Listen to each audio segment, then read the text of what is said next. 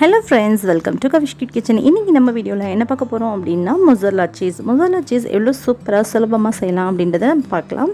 So இதுக்கு வந்துட்டு first போய்ட்டு நம்ம பால் கறந்துட்டு வந்துடலாம். பால் ரொம்ப முக்கியம். சோ ஒரு 1.5 லிட்டர் அளவுக்கு பால் நான் வாங்கிட்டு வந்துற போறேன் கறந்து.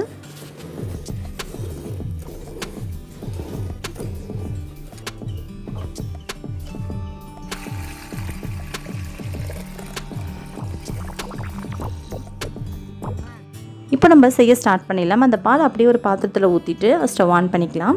ஆன் பண்ணிவிட்டு இது காயெல்லாம் கூடாதுங்க. ஜஸ்ட் வந்து நம்ம விரல் பொறுக்கிற சூட்டுக்கு லைட்டாக சூடு பண்ண போகிறோம், அவ்வளோதான். இப்போ நம்ம விரல்களை பாலில் வச்சு பார்க்கும்போது ஜஸ்ட் வந்து லைட்டாக சூடாக இருக்கணும். அதாவது நம்ம விரல் தாங்கக்கூடிய சூடு. ஒரு நிமிஷம் உள்ளே வச்சுருந்தா கூட நம்மளோட விரல் ரொம்ப சுடுது அப்படின்ற மாதிரி இல்லாமல் இருந்துச்சு அப்படின்னா போதுமானது. அது மாதிரி ஆனதுக்கப்புறமா கொஞ்சம் கொஞ்சமாக நான் இதில் வினிகர் சேர்த்து கலந்து விட்டுட்டே இருக்க போகிறேன். சப்போஸ் நீங்கள் சேர்க்கக்கூடிய வினிகர் உங்களுக்கு பத்தலை அப்படின்னு நீங்கள் நினச்சிங்கன்னா இன்னும் கூட நீங்கள் வினிகர் சேர்த்துக்கலாம், ஒன்றும் பிரச்சனை இல்லை. வினிகரோட திக்னஸை பொறுத்து கொஞ்சம் கூடுதலாகவும் குறைவாகவும் ஆகும். அதனால் அளவுகள் கரெக்டாக சொல்ல முடியாது. வினிகர் நீங்கள் சேர்த்துட்டு இருக்கும்போது சில நேரம் வந்து கரெக்டாக சீக்கிரம் தெரியும், சில நேரம் சீக்கிரம் தெரியாது. அதனால் இன்னும் கொஞ்சம் வினிகர் அதிகமாக சேர்த்துக்கோங்க. இப்போ பாருங்கள், நல்லாவே தெரிஞ்சு வந்துருச்சு. இப்போது தெரிஞ்ச பாலை என்ன பண்ணணும் அப்படின்னா வடிகட்டி தனியாக எடுக்க போகிறோம். இதில் உள்ள இது எல்லாத்தையுமே தண்ணி வெளியே ஏற்றிட்டோம் அப்படின்னா இது எல்லாத்தையுமே நம்ம வடித்து தனியாக எடுத்துடலாம். பன்னீர் செய்யும்போது ஒரு வடிகட்டி வச்சு ஸ்ட்ரெயின் பண்ணி நம்ம வடிகட்டணும். ஆனால் இதுக்கு அப்படி தேவையில்லை. ஜஸ்ட்டு வந்து கையை லைட்டாக உள்ளே வச்சுட்டு தண்ணியை வடிச்சிட்டோம் அப்படின்னாலே இது க்ளீனாக வந்து அது எல்லாமே வெளியே போயிடும். இப்போது அது கூடவே வந்து தண்ணி, சாதாரண பச்சை தண்ணி, இப்போ அடுப்புலாம் ஆன் பண்ணலைங்க, ஜஸ்ட்டு சும்மா அடுப்பு மேலே தான் வச்சுருக்கேன். இதுக்குள்ளே சாதாரண பச்சை தண்ணியை ஊற்றிட்டு நம்ம இந்த மொசரல்லா சீஸ் இருக்குல்ல, இந்த சீஸை வந்து நல்லா இழுத்து விட்டு உள்ளுக்குள்ளே தண்ணியை வச்சு ப்ரெஸ் பண்ணி அதில் உள்ள பால் எல்லாத்தையுமே க்ளீனாக எடுக்கணும். ஸோ இது மாதிரி தான் மொசரல்லா சீஸ் செய்யணும். இது வந்து ஒரு தடவை இல்லை, 2 தடவை இல்லை, 4 தடவை 5 தடவை வந்து தண்ணியை உள்ளே விட்டு நல்லா வந்து இதே மாதிரி இழுத்து விட்டு நல்லா அதுக்குள்ளே உள்ள பால் எல்லாத்தையுமே வெளியேற்றணும். உள்ளுக்குள்ளே கொஞ்சம் கூட பால் இல்லாமல் இருந்துச்சு அப்படின்னா தான் மொசரல்லா சீஸ் ரொம்பவே சாஃப்டாகவும் ஸோ நல்லா சூவியாகவும் வரும். இழுக்கிறதுக்கு ரொம்ப அழகாக சூவியாக இருக்கும். நம்ம கடையில் வாங்கக்கூடிய அப்படியே மொசரல்லா சீஸ் மாதிரியே கிடைக்கும். இதில் முக்கியமான டிப் இதுதான். இதில் உள்ள பால் வந்து ஃபுல்லாகவே பிழிஞ்சு எடுத்துக்கணும். ஸோ அப்போ தான் வந்து இது வந்து நல்ல ஒரு மொசரல்லா சீஸ் தான் நமக்கு சூவியாக கிடைக்கும். ஸோ மொசரல்லா சீஸ் வந்து பர்ஃபெக்டாக செய்யணும்னா இப்படி தாங்க செய்யணும். ஒவ்வொரு டைம் அந்த தண்ணியை நம்ம எடுத்துட்டோம், அதே தண்ணியில் செஞ்சோம் அப்படின்னா பால் நமக்கு ரிலீஸ் ஆகுதா ஆகலைன்றது சரியாக தெரியாது. பாருங்கள் உள்ளுக்குள்ளே எவ்வளோ பால் இருக்குதுன்னு சொல்லிட்டு. ஸோ இதை நல்லா வந்து கலெக்ட் பண்ணி உள்ளுக்குள்ளே தண்ணியில் டிப் பண்ணி நல்லா புழிஞ்சு எடுத்துக்கோங்க. ஸோ இது மாதிரி உங்களால் எத்தனை டைம் முடியுதோ அந்த அளவுக்கு நல்லா பாலை மட்டும் வெளியே ரிலீஸ் பண்ணிடுங்க. பார்க்க கொஞ்சம் கஷ்டமாக தெரியும், ஆனால் ரொம்ப ஈஸியான வேலை தான், செய்ய ஜாலியாகவும் இருக்கும். உள்ளுக்குள்ள உள்ள இது எல்லாமே க்ளீனாக எடுத்தாச்சு. சிவானி கூட இலையில் வாங்கி நான் செய்கிறேன் அப்படின்னு சொல்லி செஞ்சால் இப்போ ஒரு பாத்திரத்தில் போட்டு நல்லா டைட்டாக அமுத்தி விட்டுக்கோங்க. இதை வந்து நீங்கள் ஒரு பிளாஸ்டிக் கவரில் கூட போட்டு நீங்கள் நல்லா டைட்டாக அமுத்தி விட்டு அது கூட ஃப்ரீசரில் வைக்கலாம். நான் வந்து இன்றைக்கி பாத்திரத்திலே போட்டு நல்லா டைட்டாக அமுத்திட்டு இப்போ பாருங்கள் கொஞ்சம் இருக்கிற பாலையுமே வெளியே ரிலீஸ் பண்ணிடுங்க. அதில் கொஞ்சம் கூட பால் இல்லாத மாதிரி பார்த்துக்கோங்க. இப்போ நல்லா டைட்டாக அமுத்தினதுக்கப்புறம் ஒரு தட்டு போட்டோ இல்லை ஒரு அலுமினியம் ஃபாயில் போட்டோ மூடி வச்சுக்கலாம். நான் இன்றைக்கி ஒரு தட்டே போட்டு மூடி வச்சுக்கிறேன்.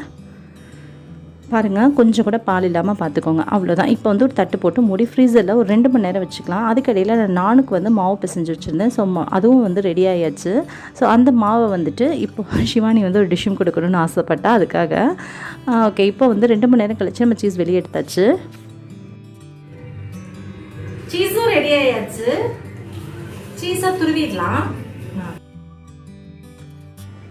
இப்போது கேரட்லாம் சீவோம்ல, அதில் வச்சு நம்ம சீஸை வந்து நல்லா துருவி குட்டி குட்டியாக நல்லா பூ மாதிரி எடுத்துக்கலாம். துருவி வரும்போது பாருங்கள் அப்படியே தேங்காய் துருவல் மாதிரி அவ்வளோ அழகாக இருக்கும் பாருங்கள். ஸோ நம்ம சீஸ் வந்து சூப்பராக ரெடியாக இருக்குங்க. ஆனால் சீஸ் வந்து நம்ம மொசரல்லா சீஸ்ன்னு சொல்லியாச்சு. இதை அப்படியே செஞ்சு காமிச்சோம் அப்படின்னா மொசரல்லா சீஸ் தானே உங்களுக்கு எப்படி கன்ஃபார்மாக தெரியும். அதனால் நான் நானுக்கு மாவு பிசைஞ்சு வச்சுருந்தேன், அதில் கொஞ்சமாக வச்சு உங்களுக்கு சீஸ் நான் செஞ்சு காமிக்கிறேன். எப்படி இருக்குன்னு பார்க்கலாம். நல்லா சூவியாக வருதான்னு சொல்லி பார்க்கலாம்.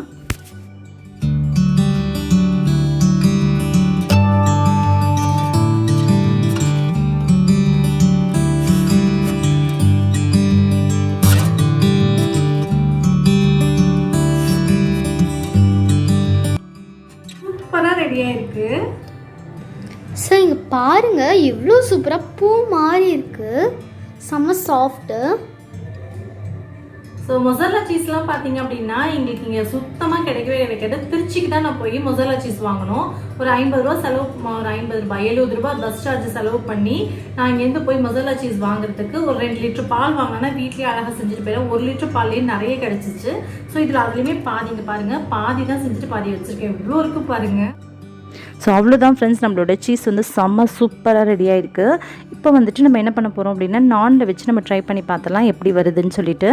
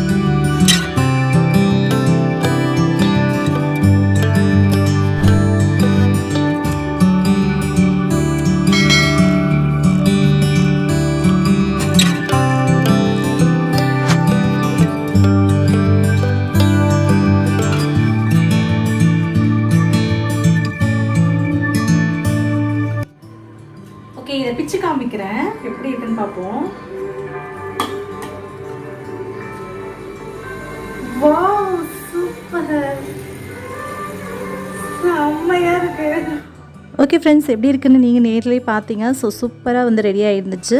ஸோ கண்டிப்பாக நீங்களும் இதே மாதிரி ட்ரை பண்ணி பார்த்துட்டு எப்படி வந்துச்சு அப்படின்னு கீழே கமெண்ட்டில் சொல்லுங்கள். நானும் வெயிட் பண்ணுறேன் உங்களுடைய ஃபீட்பேக்காக. Okay, thank you.